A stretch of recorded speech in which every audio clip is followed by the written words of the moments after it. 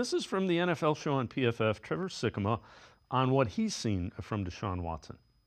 If we get the Houston Texan version back, if we get the Houston Texan version of Deshaun Watson back, I don't think it's coming back. Like, I don't think that there's a lot to point to say that that version of Deshaun Watson is still in the cards even at this point, especially for a sustained period of time. Maybe you might get flashes here and there, but to believe that he was like the MVP caliber quarterback that he was with Houston before the injury, before the holdout, before the trade, I just don't see it with him. And especially when you look at, he hurt his shoulder last year, and then he broke his arm when he tried to kind of come back to play. He was suffering from what they called general arm soreness in training camp in the preseason. Buddy, I think that is much more worrisome than they were leading on to believe. And I think that you saw that in how he played against Dallas.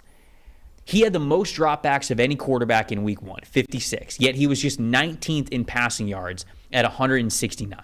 This is the part that really gets me. And if you watch the game, when Deshaun tried to open it up and really push the ball deep down the field, he was a loose cannon.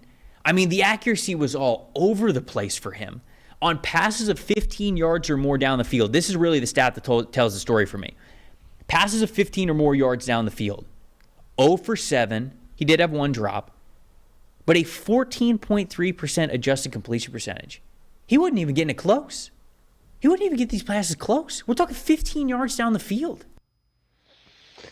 Jake, we've talked about it a little bit, and I don't want to read too much into the arm soreness. That might have been they didn't want to play him in the preseason, but throwing the ball down the field is a concern, and I didn't need the stat to tell me he was missing by a lot.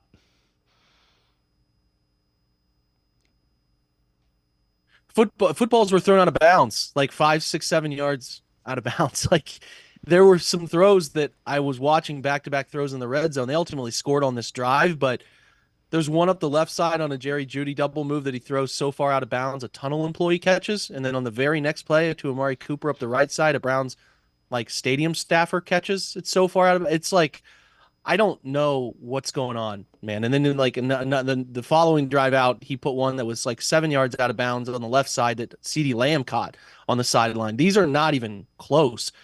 I have no confidence in the downfield throwing stuff. That's on top of the stuff that we saw him struggle with in the micro accuracy and like the short and intermediate range stuff. So on top of processing, seeing, and making the right decision, there's also delivering the football in an accurate way downfield where it's toughest. And the evidence from week 1 is not encouraging.